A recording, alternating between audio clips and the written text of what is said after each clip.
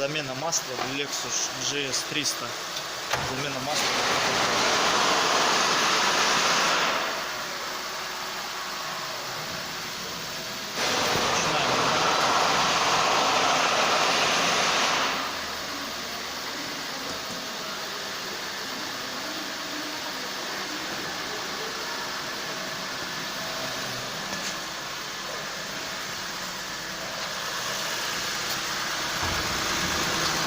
Вытачиваем штуцера, плохо видно.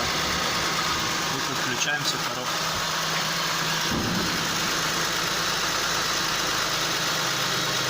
Выкручиваем два болтика. Выкручиваем два болтика. За место них вворачиваем готовые штуцера. И будет полная замена масла в КВП.